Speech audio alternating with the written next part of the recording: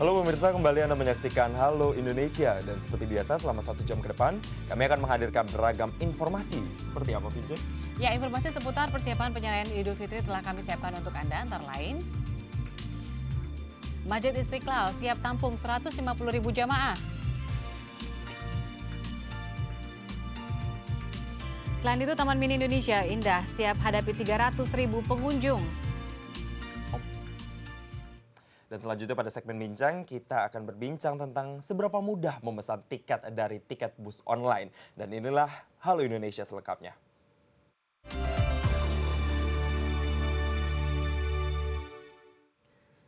Pada musim Lebaran, penyedia jasa asisten rumah tangga musiman atau biasa disebut asisten rumah tangga infal mulai kebanjiran permintaan. Keberadaan mereka mulai banyak terlihat di sejumlah penyedia jasa asisten rumah tangga.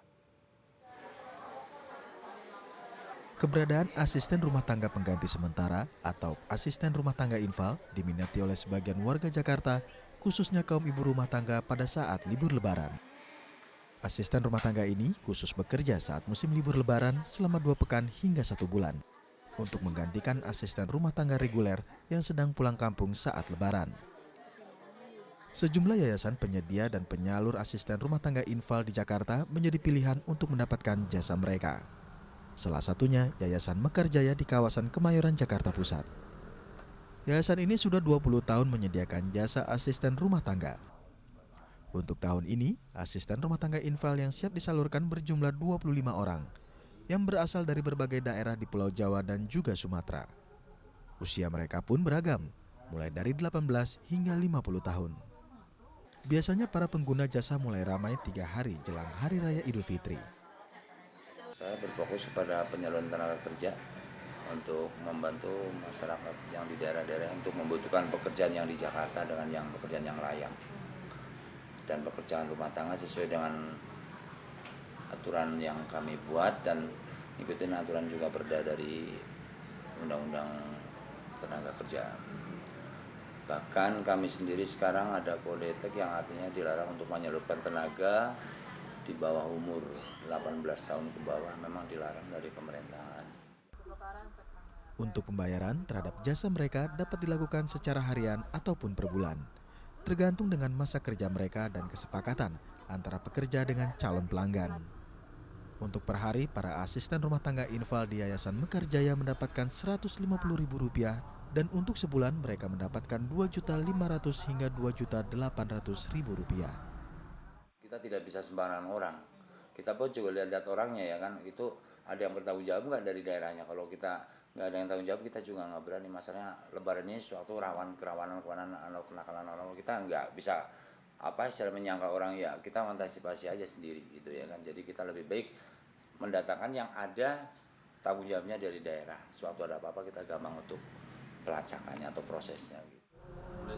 Menjadi asisten rumah tangga infal di waktu Lebaran ini merupakan salah satu cara untuk mendapatkan penghasilan tambahan.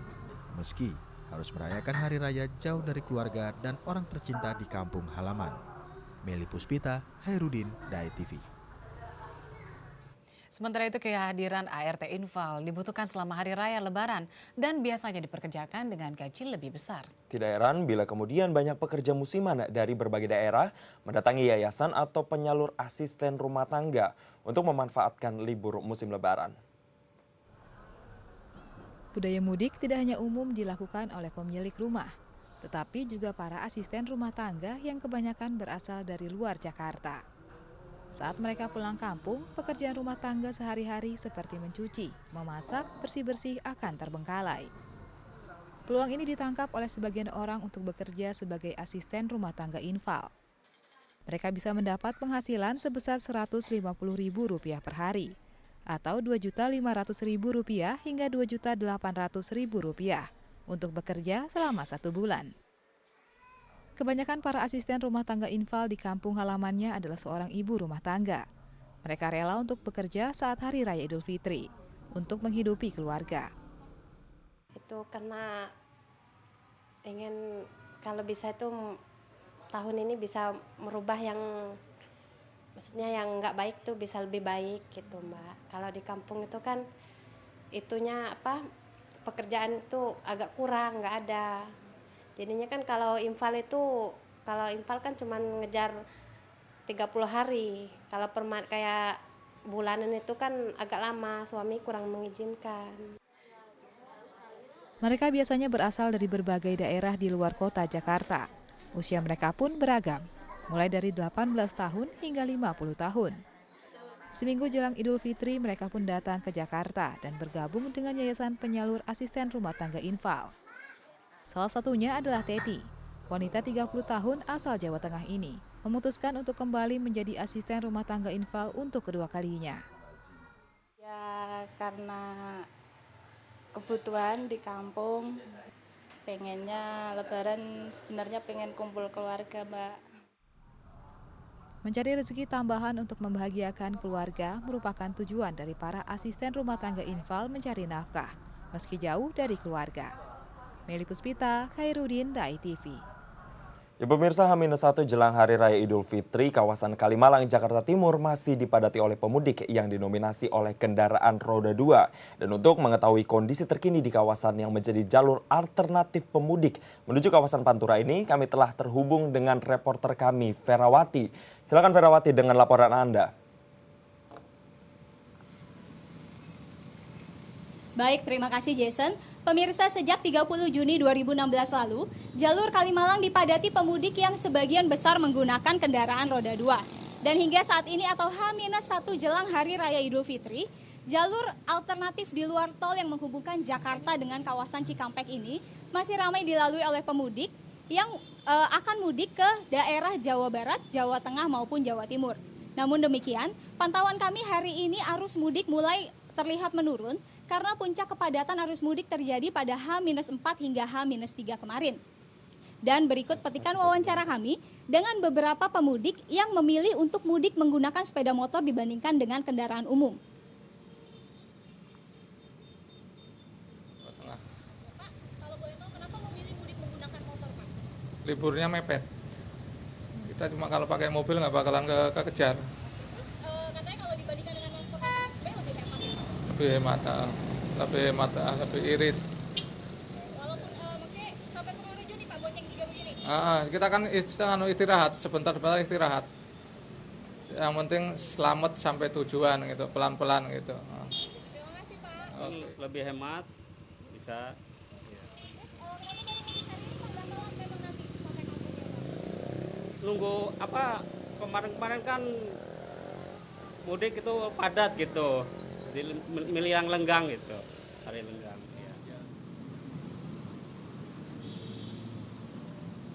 Baik pemirsa, demikian laporan pantauan arus mudik kami dari Pangkalan Kalijati, Jakarta Timur. Kembali ke studio bersama Jason dan Vince. Iya Vera, terima kasih atas laporan Anda. Dan pemirsa, kita beralih ke informasi lain untuk mencegah adanya kecelakaan lalu lintas pada arus mudik 2016. Polisi dan berbagai organisasi masyarakat mendirikan posko mudik yang dapat ditemui setiap 1 km di jalur Kalimalang. Jalan Raya Kalimalang adalah salah satu jalur alternatif non-tol menuju jalur Pantura, Jawa Barat.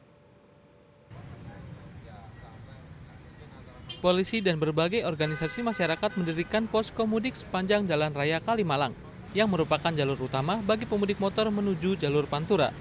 Pada arus mudik tahun 2016, posko mudik di Kalimalang didirikan setiap 1 km, mulai dari perempatan Cawang hingga Kota Bekasi. Hal ini bertujuan untuk memberikan pelayanan kepada para pemudik yang membutuhkan bantuan. Posko mudik pertama ada di perempatan Cawang. Relawan di posko ini bertugas memberikan informasi terkait kondisi lalu lintas terkini kepada para pemudik. Posko selanjutnya ada di Pangkalan Jati, Kalimalang, yang merupakan pos pelayanan besar bagi para pemudik yang ingin istirahat. Di pos ini terdapat fasilitas kesehatan dan konsumsi gratis. Ini checkpoint, jadi bukan pos untuk pengamanan, namanya pos pelayanan. Jadi di samping pos kita juga ada pelayanan masyarakat. Kita siapin tempat istirahat, jadi mereka bisa parkir kendaraannya, bisa rebah-rebahan dulu. Nanti setelah mereka fit lagi, mereka bisa jalan lagi. Nanti kalau perlu cek kesehatan, di sini ada Urkes juga, kita koordinasi dengan puskesmas tempat, dengan Urkes kita dari Bidokes untuk cek kesehatan lah kira-kira gitu. Pemerintah menerjunkan 100 personel polisi untuk mengamankan lalu lintas sepanjang jalur mudik di Kalimalang. Pada tahun 2016 ini, diperkirakan jumlah pemudik motor naik 50% dibandingkan tahun lalu.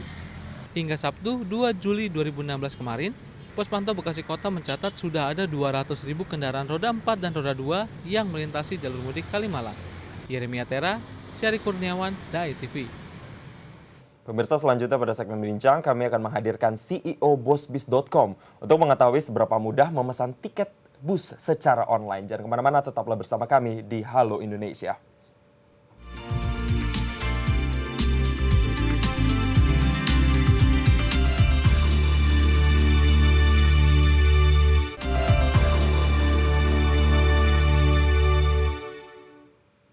Terima kasih Anda masih menyaksikan Halo Indonesia dan Vince di segmen Bincang kali ini. Sekarang saya mau tanya sama kamu, ini kan kalau kita berbicara tentang Lebaran, menjelang Lebaran pasti namanya ada tradisi mudik. Nah, kalau kamu diberi kesempatan untuk mudik, kamu milih moda transportasi apa nih sebagai pilihan kamu untuk mudik ke kampung halaman? Kalau saya sih sebenarnya pesawat ya.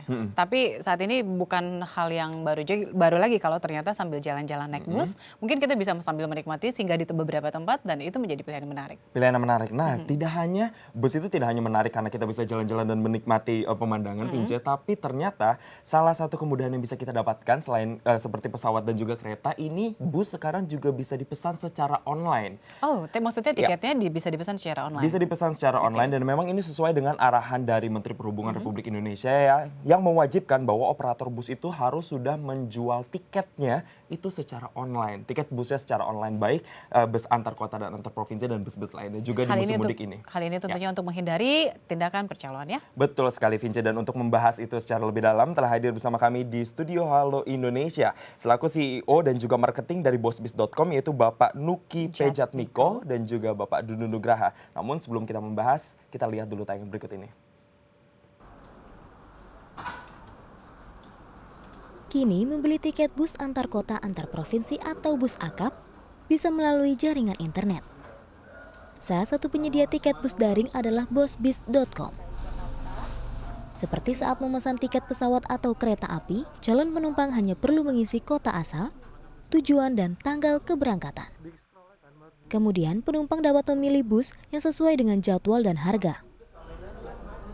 Tidak hanya sampai di situ, calon penumpang juga dapat memilih posisi tempat duduk di dalam bus.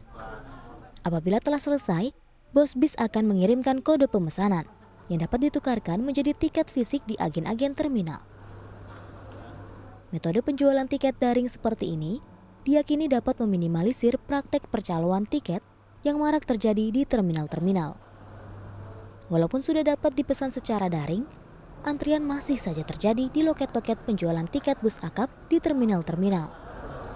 Menurut salah satu operator bus, keberadaan portal pemesanan tiket bus daring belum banyak berpengaruh terhadap jumlah pemesanan tiket bus.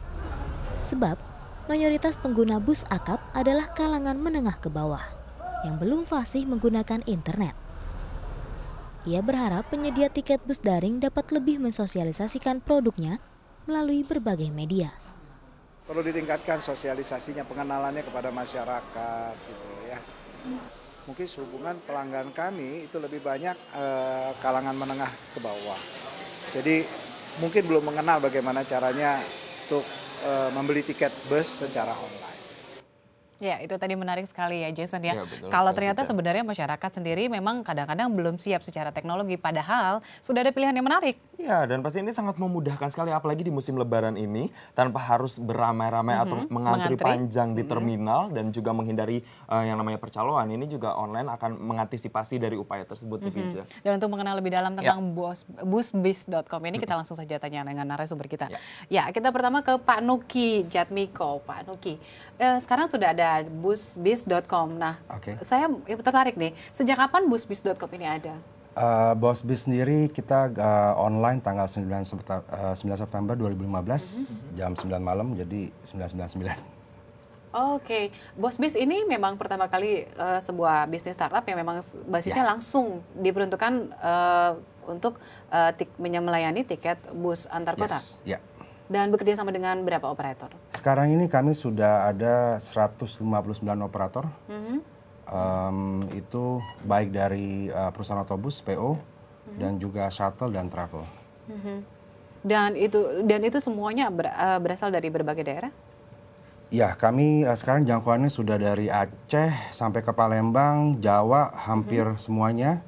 Di Kalimantan, mungkin di daerah sekitar Balikpapan, Samarinda, Sangatta, Madura, Bali, dan kalau di Sulawesi di bagian selatannya. Wow, sudah sampai Sudah banyak Samarinda ya Tapi ternyata ya. paling banyak memang di Jawa dan Di Jawa, Sumatera. karena memang mayoritas pasarnya di Jawa.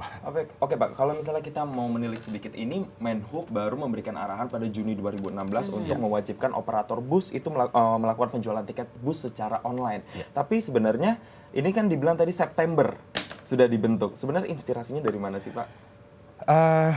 Kalau kami sih melihat sebagai startup kami itu harus bisa memberikan suatu solusi kepada suatu masalah yang memang ada di pasar. Dan masalah yang ada sekarang ini memang untuk membeli tiket bus terutama itu sulit ya. Maksudnya kita nggak tahu operatornya mana, trayek lewat mana, harganya berapa, bahkan sampai naik di boarding point manapun kadang-kadang masih kurang tahu pelanggannya. Kalau pesawat sudah bisa online, kereta bisa online, kenapa bus juga nggak bisa online? Jadi itu mungkin inspirasinya seperti itu. Kurang lebih sudah mau setahun nih Pak, dari September 2015 hingga sekarang sudah Juli 2016, sudah mau jalan setahun. Ini animo masyarakat sendiri melihat adanya teknologi berbasis online ini, memesan bus secara online ini seperti apa nih Pak? Kalau kami lihat sih dari penjualan tiket dari setiap bulan tentunya naik, tapi memang fokus kami sekarang ini belum di promosi ya. Kami sekarang masih dalam fase akuisisi operator.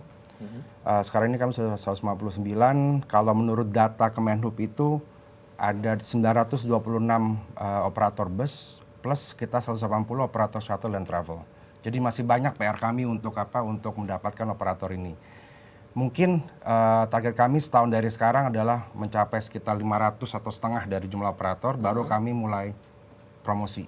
Nah, ini kalau kita bicara promosi mungkin akan lebih tepat ditanyakan kepada Pak Dudun nih, karena sebagai marketing dan promotionnya. Nah, ini dari 159 kurang lebih masih ada ratusan lagi nih yang harus digandeng untuk bisa bergabung bersama bosbis.com. Apa strategi yang sudah dilakukan nih Pak? Banyak strategi yang sudah kami lakukan. Yang paling utama kami ingin menggandeng pemerintah. Jadi kami dalam waktu dekat ini akan segera ada kerjasama dengan Organda khususnya untuk mengendorse kami untuk ke operator-operator agar bisa memulai berjualan online. Seperti itu. Yang berikutnya mungkin kami langsung terjun ke lapangan, ke terminal-terminal, bertemu dengan agen perwakilan resmi operator-operator untuk menawarkan bantuan jualan online. Tapi Pak Dudun, yang menarik adalah tadi kita lihat di tayangan, yaitu banyak masyarakat yang belum mengenal bosbis.com ini, dan juga mungkin sebenarnya bukan bosbis.com ya, tetapi mereka belum familiar dengan penggunaan teknologi memesan melalui online. Nah, kira-kira apa yang bisa masyarakat dapatkan dengan membuka bosbis.com? Yang bisa didapatkan banyak tentu dengan membeli di bosbis.com. Satu, masyarakat bisa tahu tempat berangkatnya di mana. Kemudian ada banyak sekali pilihan operator dengan harga yang bervariasi. Jadi tentu lebih mudah buat masyarakat untuk mengetahui operator mana yang paling cocok buat mereka. Kemudian jamnya juga sudah tertera di sana, fasilitas juga ada. Dan booking di kami real time. Artinya instant booking, ketika transfer dilakukan, pembayaran dilakukan di Alfamart dan lain-lain, tiket langsung diisut. Dan bekerja dengan retail berarti ya? Betul. Oke, baik, nanti Pak Dudun dan Pak Jatmiko nanti kita akan menyambungnya ya Pak, tapi kita jeda dulu ya Pak. Pemirsa jangan kemana-mana, tetap bersama kami di Halo Indonesia.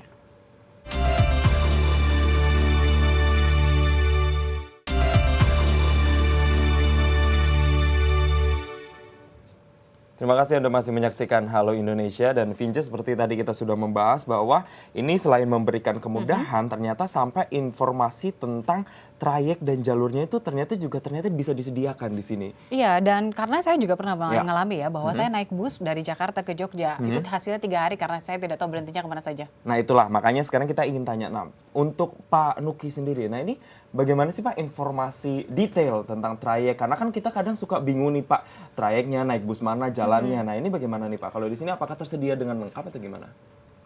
Yang kami terima dari operator adalah kami namakan via ya. Jadi via kota via. Mungkin berangkatan contoh dari Jakarta ke Semarang. Vianya lewat mana? Mungkin vianya lewat Cirebon, lewat Brebes, lewat Pekalongan, sampai ke Semarang.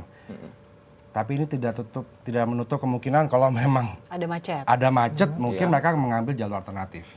Tapi paling tidak ini adalah standar trayeknya lah, standar Via City-nya lewat mana aja. Sebagai penyedia jasa yang mempertemukan antara operator dengan konsumen, bagaimana Anda mencoba untuk menggrab bahwa kan kadang-kadang kan masyarakat sebenarnya malas untuk membuka gadget dan lebih baik mereka melihat busnya langsung ada di depan mereka dan mereka tinggal naik langsung beli tiket gitu. Ya, memang kami dari Sangkal itu sampai sekarang ini masih sering terjadi ya. Mereka masih beli pada hari H di terminalnya langsung.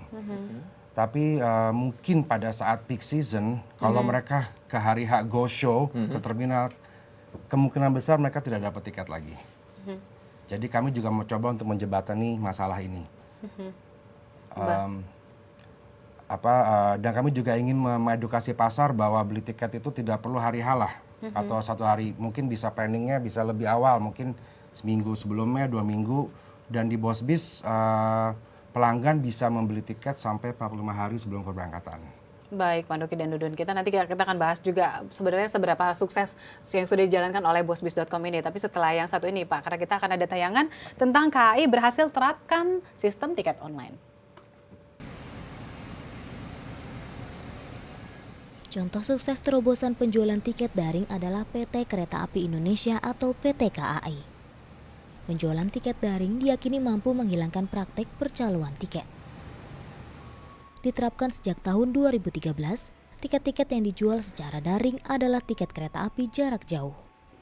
Sedangkan kereta api komuter, tiketnya dijual secara manual di loket-loket stasiun. Untuk memudahkan calon penumpang membeli tiket, PT KAI meluncurkan ATM Mandiri. Di ATM ini, penumpang dapat memesan tiket dengan memasukkan stasiun asal dan tujuan, data diri, pilihan posisi tempat duduk. ATM akan mengeluarkan kertas berisi data penumpang dan kode reservasi. Selanjutnya, calon penumpang akan menuju mesin cetak tiket mandiri untuk menukarkan kode reservasi dengan tiket fisik. Saat akan masuk ke stasiun, petugas akan mengecek kode bar pada tiket dan mencocokkan data diri penumpang dengan tanda pengenal yang dibawa oleh calon penumpang. Kondisi ini masih terus berlangsung hingga kini. Bahkan saat ini, tiket kereta api dapat dipesan melalui berbagai aplikasi telepon pintar. Ya, Vince, seperti kita lihat tayangan tadi, KAI itu bisa menguasai karena memang KAI ini adalah salah satu operasional satu-satunya untuk kereta api. Iya, tentu. Ya kan? Sementara kalau bus kita tahu ada ratusan. Nah ini seperti, coba mungkin saya mau minta pernyataan dari Pak Dudun nih Pak. Ini bagaimana nih Pak, melihat fenomena ini, apakah nanti ke depannya Bosbis bisa seperti KAI nih Pak? Menarik ya, tentu impian kami bersama adalah menuju ke tiketing online seluruhnya. Namun kalau kita bicara tentang bus, kita sedang berbicara tentang 1.100 operator yang punya habit masing-masing, punya cara kerja masing-masing. Tidak mudah memang untuk mengubah habit mereka dari yang sistem cash keras pembayarannya, kemudian sistem kerja mereka yang super manual, pakai kertas begitu, untuk berubah ke online. Dan setahun ini sudah berjalan, strateginya sudah seperti apa? Sudah berjalan, tentu kami selalu melakukan edukasi kepada operator-operator yang sudah bekerja sama bersama kami untuk pelan-pelan menggunakan teknologi, mulai dari email, WhatsApp, dimulai dari itu dulu lah. Nah ini yang menarik nih Pak Dudun, karena kan untuk sosialisasi ke operator-operator, ini tidak semua operator bisa dibilang paham atau melek dengan teknologi. Nah ini tantangannya seperti apa Pak untuk menjaring mereka untuk bisa bergabung bersama bosbis.com? Tentu ya, tantangannya sangat besar sebenarnya. Yang kami lakukan adalah berbicara dari hati ke hati biasanya. Jadi Pak, ini teknologi tidak bisa ditolak lagi. Gojek saja sudah online, ojek sudah online begitu. Bus kapan mau online? Kalau bus tidak berubah ke online, tentu akan tergerus oleh moda transportasi yang lain, seperti kereta api dan pesawat. Seperti itu biasanya. Tapi jujur, kita sudah tahu bahwa operator bus mungkin sudah memberikan aturan yang jelas kepada supirnya. Tapi bagaimana juga keamanan dan melalui online ini juga akhirnya nanti bisa sampai, karena kan kalau seandainya busnya nakal, pasti kan startupnya juga yang punya image buruk. Betul, betul. Jadi pasar bus ini memang menarik. Yang harus diedukasi tidak hanya operatornya, namun penumpangnya juga. Menarik, beberapa kasus bus terlambat datang, delay 2 jam, komplain penumpang ke kami. Jadi memang penumpangnya juga harus diedukasi selain dari operatornya itu sendiri untuk deliver promise. ke penumpang. Nah, ini berkaitan dengan penumpang juga. Kemarin beberapa waktu lalu saya sempat survei ke beberapa terminal. Kalau kita lihat datanya itu tahun ini jauh meningkat dibanding tahun lalu. Biasanya satu terminal itu bisa memberangkatkan 80 hingga 100 bus. Tapi untuk mudik 2016 ini bisa memberangkatkan sekitar 140 bus. Nah, tapi tidak semua terminal menyediakan yang namanya penjualan bus secara online. Nah, ini kenapa nih Pak?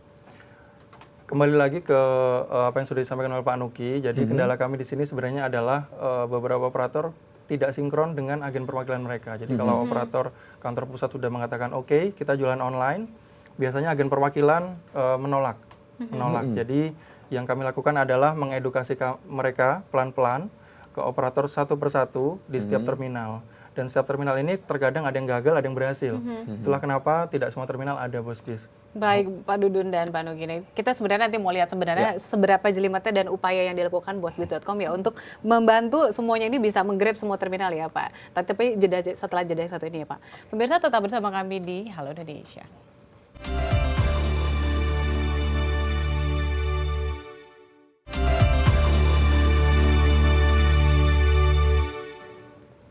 Anda kembali bersama kami di Bincang Halo Indonesia dan Vince, kita lanjut lagi bersama Pak Dudun dan juga Pak Nuki. Tadi kita sudah membahas masalah kehambatan. Ini belum secara luas, di beberapa terminal juga masih melakukan penjualan tiket secara konvensional. Nah, saya dengar ini kan operator busnya ada ratusan. Nah, ini yang menjadi hambatan karena di bawah-bawahnya ini punya subagen. Iya, subagennya bisa bilang atau suboperatornya. Nah, ini sebenarnya apa yang dihadapi permasalahannya itu se-complicated apa sih Pak sebenarnya? Oke, operator sendiri seperti data Kemenhub sekitar 1.100. 1.100. Dan katakan mungkin masing-masing mungkin punya 10 agen perwakilan. Itu berarti ada 10.000. Bahkan ada operator yang punya 60 ya, 60 agen. Dan itu kami tidak hanya kami tidak hanya bicara dengan operator, kami juga harus mengedukasi semua agen perwakilannya atau suboperatornya.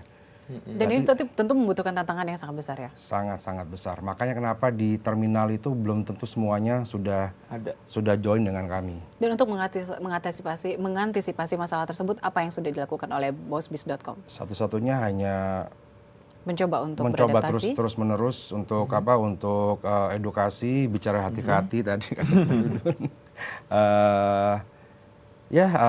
Tekad bulat aja sih saya rasa sih. Gitu. Tidakkah ada upaya untuk misalnya sangat dekat dengan salah satu operator saja? Begini, masalahnya karena kebanyakan dari operator ini treatment mereka dengan agen perwakilan mereka adalah mereka ini tidak digaji oleh operator.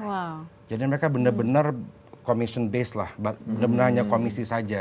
Jadi belum tentu kita sudah ada agreement dengan satu operator di di kantor pusatnya. Belum tentu mereka mengkomando ke semua suboperator atau agen perwakilannya akan ikut semua. Jadi kami tetap harus satu persatu datengin, kita edukasi.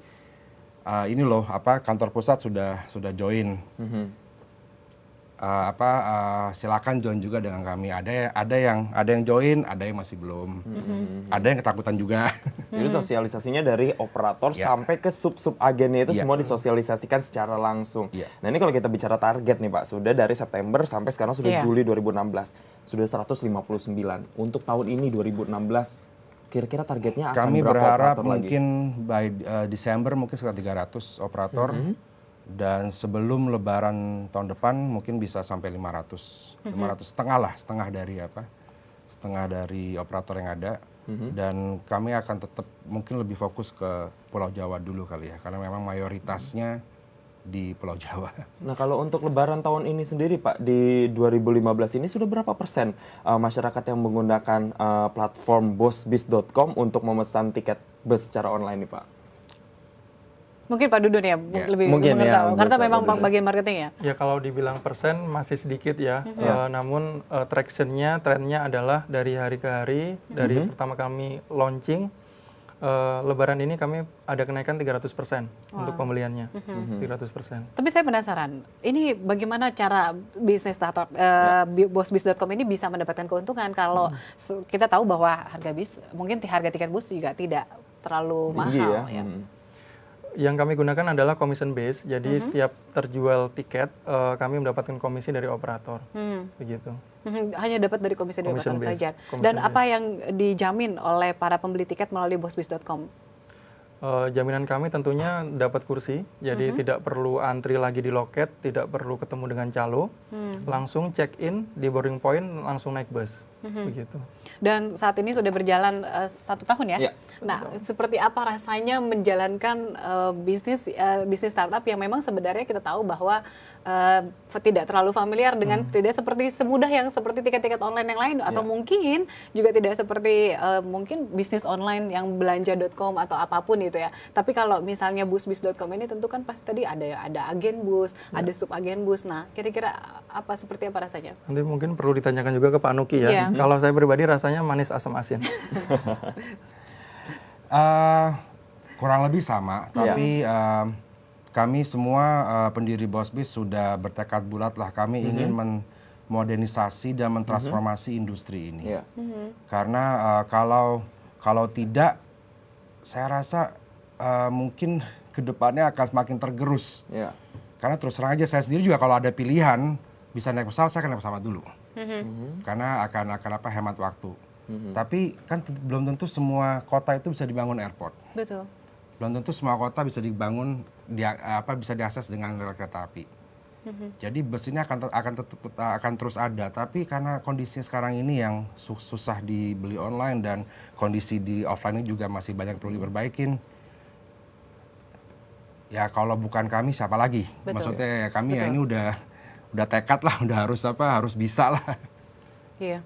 Baik Pak Nuki, ini sangat menarik dan semoga Pak Nuki nanti kita melihat tantangan hari ini, mungkin besok-besok sudah mungkin ada salah satu operator yang menonton dan juga akhirnya memberikan mau bekerja sama dengan melakukan agreement dengan bosbis.com ya. Terus sukses terus buat Pak Nuki dan juga Pak Dudun ya Pak. Pemirsa jangan kemana-mana, kami masih memiliki beragam informasi lain, tetap bersama kami di Halo Indonesia.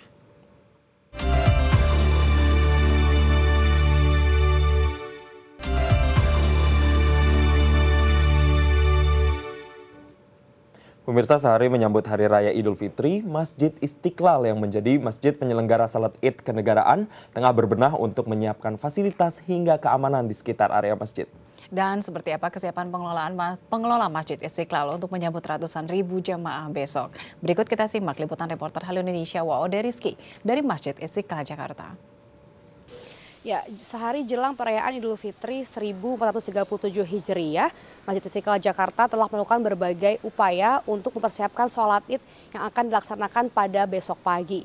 Sholat Id besok pagi akan dihadiri oleh Wapres Yusuf Kala beserta jajaran menteri di Kabinet Kerja serta para duta besar negara-negara tetangga. Untuk mengetahui bagaimana persiapan Masjid Istiqlal untuk menyambut para jamaah besok pagi, telah bersama kami Kepala Bagian Protokol dan juga Pelayanan Masjid Istiqlal, Bapak Abu Hurairah Abdul Salam. Halo Pak, selamat pagi. Pagi. Ya, Pak, untuk jelang besok sholat Id, apa saja sih yang dilakukan oleh Masjid Istiqlal untuk mempersiapkan mungkin dari segi fasilitas, seperti apa Pak? Ya, baik, kami dari Masjid Istiqlal untuk persiapan sholat Idul Fitri pada tahun ini, tahun 1437 Hijriah, 1 minggu yang lalu, kami sudah mengadakan rapat koordinasi ya, dengan pihak Wakil Presiden, protokol dan pasukan pengamanan Wakil Presiden. Kemudian kami sudah koordinasi dengan pihak Kementerian Agama dalam hal ini sebagai tuan rumah penyelenggara sholat Id secara kenegaraan di Masjid Istiqlal. Petugas-petugasnya baik itu yang bertindak sebagai imam dan khotib serta tema yang akan diusung pada sholat Id sudah kami bicarakan. Insya Allah nanti akan ada rapat checking terakhir sebelum pelaksanaan sholat Id dimulai. Oke, lalu kalau untuk jumlah prediksi jamaah pada besok hari akan bisa mencapai berapa jamaah untuk Masjid Istiqlal ini? Baik, untuk sholat Id di Masjid Istiqlal, khusus untuk sholat Idul Fitri, biasanya karena masyarakat kita yang tinggal di ibu kota itu ada acara tradisi yang setiap tahun yaitu mudik pulang ke kampung berhari raya dengan keluarganya. Makanya kami prediksi jamaah yang datang untuk sholat Id di Masjid Istiqlal berkisar antara 120 sampai 150 ribu orang. Sementara kapasitas Masjid Istiqlal bisa menampung kurang lebih 200 ribu. Oke, lalu apa yang dihimbau dari pihak masjid sendiri untuk jamaah yang besok ingin melaksanakan sholat id di Masjid Istiqlal, Pak? Jadi kami menghimbau kepada masyarakat ibu kota khususnya ataupun masyarakat dimanapun berada ya, yang berniat atau yang ingin mengikuti sholat Idul Fitri di Masjid Istiqlal agar datang lebih awal. Kalau bisa sholat subuh di Masjid Istiqlal. Kenapa demikian? Karena biar jamaah bisa masuk ke lantai utama, ya, ke saf yang agak depan, kemudian memarkir kendaraannya juga lebih leluasa kalau datang pada subuh hari. Kemudian yang kedua, kami menghimbau agar masyarakat yang sholat id di Masjid Istiqlal untuk senantiasa menjaga kebersihan, kesucian, keamanan masjid ini. Oke, terima kasih Pak Abu atas informasinya. Ya pemirsa, selain itu juga pihak keamanan telah disiagakan sekitar 500 personil Satgas Keamanan dari polisi, TNI maupun Pokdar akan berjaga di sekitar area wilayah Masjid Istiqlal pada pelaksanaan sholat id besok pagi. Nah, berikut cuplikan wawancara kami dengan Kapolsek Sawah Besar, Bapak Ridwan S. Soplanit. Yaitu pengamanan yang disiapkan sekitar kurang lebih 500 personil yang terdiri dari Polri sendiri sekitar 300 dan TNI sekitar 200 personil. Titik pengamanan terbagi 3, ring 1 yaitu di dalam internal sendiri, di dalam pusat Masjid Istiqlal, ring 2 di seputaran lingkaran luar Masjid Istiqlal, ring 3 gedung-gedung yang berdekatan atau akses-akses yang masuk ke dalam jalur Istiqlal. Ya, sekian laporan dari kami dari Masjid Istiqlal Jakarta. Wode Rizky, Herina Sekolani, Dai TV. Ya, Vince dan juga pemirsa, selain melaksanakan sholat id, zakat fitrah juga menjadi salah satu puncak pelaksanaan ibadah di bulan Ramadan. Zakat fitrah sendiri merupakan kewajiban bagi setiap warga muslim yang diperuntukkan untuk membagi harta kepada orang lain yang membutuhkan. Ya, di Masjid Istiqlal setiap tahun Lembaga Amil Zakat Masjid membuka kesempatan bagi masyarakat yang ingin menyalurkan zakat baik berbentuk beras maupun uang. Hasil pengumpulan zakat ini nantinya akan dibagikan kepada 1.500 penerima zakat pada malam takbir.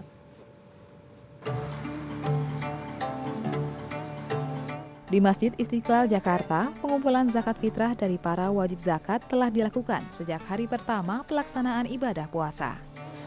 Penerimaan zakat fitrah akan berakhir pada hari ini pukul 11 malam. Para wajib zakat bisa menyerahkan zakat berupa 3,5 liter beras atau uang tunai sebesar Rp45.000 hingga Rp50.000. Hasil pengumpulan zakat fitrah akan didistribusikan ke lembaga-lembaga penyalur zakat di masjid atau musola yang berdekatan dengan Masjid Istiqlal.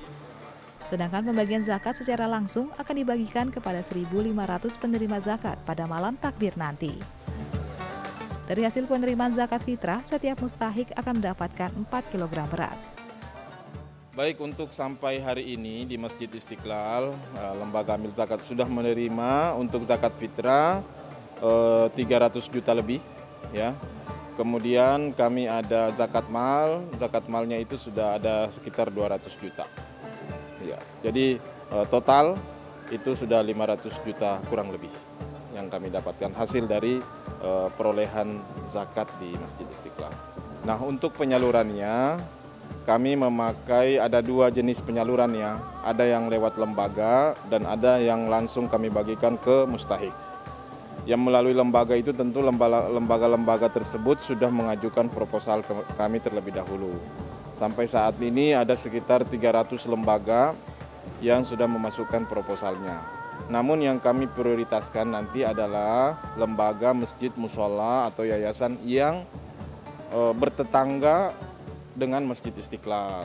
Nah, untuk yang kami bagikan secara langsung, nanti masyarakat sudah menjadi tradisi di Masjid Istiqlal, tanpa kami beritahu mereka datang pada saat malam Lebaran. Itu kami bagikan langsung mungkin sekitar 1.500 sampai 2.000 orang. Kali per jiwa mendapatkan 4 kilo beras. Waude Rizky, Kerdina Sekolani, Dai TV. Hampir tiap tahun Taman Mini Indonesia Indah selalu menjadi pilihan lokasi wisata ibu kota. Tidak heran bila setiap tahun pula suasana libur lebaran ini dimanfaatkan oleh pengelolanya untuk menyajikan berbagai hiburan menarik. Nah, untuk mengetahui apa saja yang sudah dipersiapkan oleh pihak pengelola Taman Mini Indonesia Indah selama libur lebaran tahun ini, mari kita simak informasinya. Menghadapi libur lebaran yang juga bertepatan dengan musim liburan sekolah, Taman Mini Indonesia Indah akan menghadapi lonjakan pengunjung. Diperkirakan ada sekitar lebih dari 300.000 pengunjung akan memadati ke-33 anjungan daerah, 18 museum, 13 taman terbuka, hingga 20 wahana rekreasi. Sementara itu, untuk memuaskan pengunjung selama musim libur lebaran, masyarakat bisa menikmati pertunjukan tari-tarian daerah, panggung musik, dan lesehan kuliner gratis yang dimulai sejak awal bulan Juli. Pihak pengelola Taman Mini Indonesia Indah juga memperpanjang waktu operasional berbagai wahana rekreasi.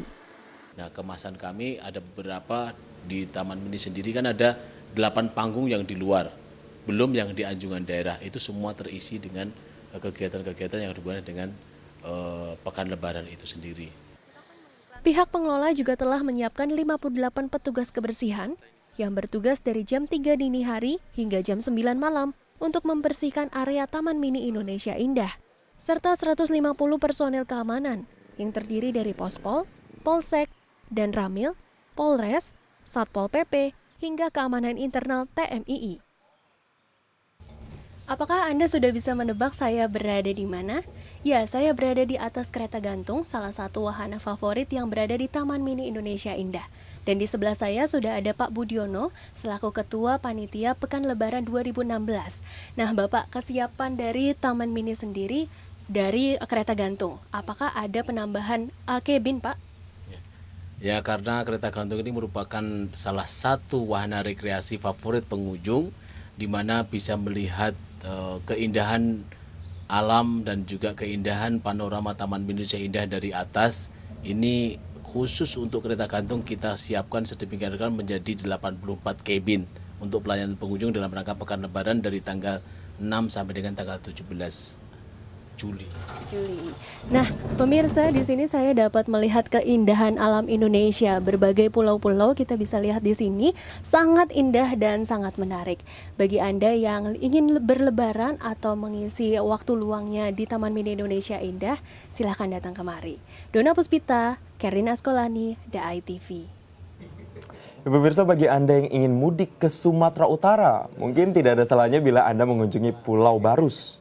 Ya, ditilik dari sejarahnya pada abad ke-7 Masehi, Kota Barus yang terletak di pantai barat Sumatera Utara diyakini sebagai peradaban Nusantara karena dahulu ramai dikunjungi para pedagang dari Cina dan Timur Tengah. Dan sebelum Anda berkunjung ke sana, pada tayangan ini kami akan sajikan kekayaan alam Pulau Barus yang luar biasa. 1000 tahun lalu, tepatnya pada abad ke-7 Masehi, Barus Jaya yang juga dikenal negeri Fansur menjadi pusat perdagangan dan peradaban Nusantara. Banyak pedagang asing dari Tiongkok, India, dan Timur Tengah datang ke sini. Karena terkenal sebagai negeri yang kaya, dengan emas, sutra, kemenyan, kamper, dan madu sebagai komoditas utamanya. Jejak kejayaan Kota Barus masih bisa dilihat melalui situs Lobutua. Situs yang terletak di antara dua sungai besar, yaitu Sungai Aik Busuk dan Aik Mako, yang diyakini sebagai lokasi sebenarnya Kota Barus Jaya. Hal ini terbukti dari artefak-artefak yang ditemukan di Lobutua. Inilah dulu pelabuhan atau bandar tua Barus yang dulu. Di sinilah semua para saudagar, ada yang dari Arab, dari Cina, Madagaskar, dan Ceylon. Semua para saudagar-saudagar, para pemuka-pemuka agama itu, ini kan laut dulu, di sinilah bandar. Makanya Lobutua ini dikenal, Lobutua itu kan ada juga yang menyebut Labuhan Tua. Oh. Pelabuhan yang tertua atau kita kenal Bandar Niaga. Bandar Niaga. Bandar Niaga sekitar 1000 tahun silam. Dari 5 kali ekskavasi, arkeolog menemukan ribuan artefak berupa keramik Tiongkok yang diyakini berasal dari dinasti Song. Artefak lain seperti tembikar dan keramik juga ditemukan di situs ini. Dengan jumlah yang mencapai 600 kg, dengan kedalaman penggalian hanya 60 cm. Setelah diklasifikasikan, artefak tersebut diketahui berasal dari Asia Selatan, Tiongkok, dan Timur Tengah. Hal ini membuktikan kejayaan Kota Barus di masa lampau. Tim Liputan, DAI TV. Ya pemirsa, berikut kami sampaikan perakiraan cuaca untuk beberapa wilayah di Indonesia.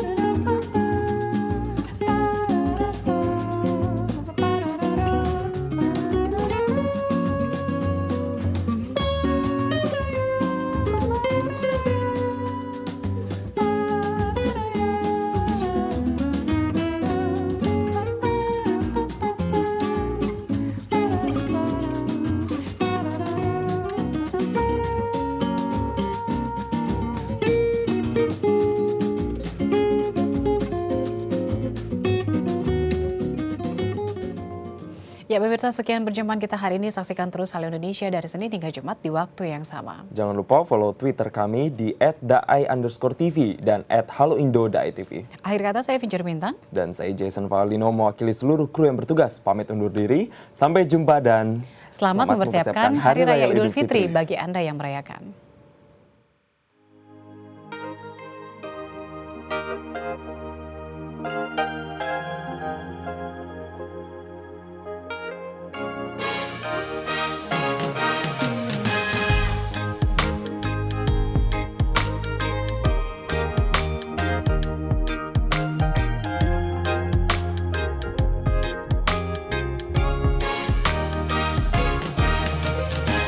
They say that love never lasts, that love never lives to see another day.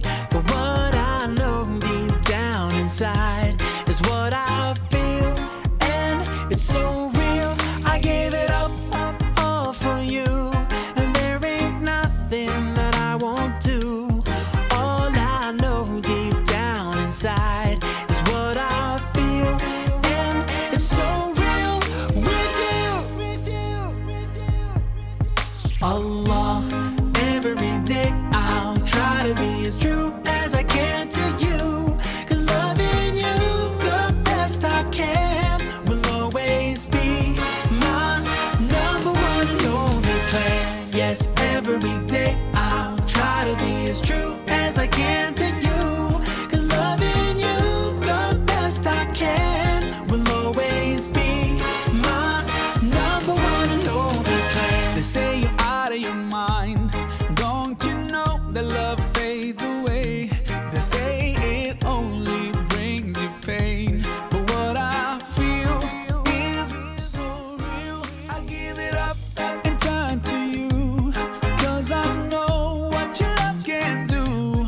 Oh Allah, open up our hearts and make us feel how it's so real with you. Allah, every day I'll try to be as true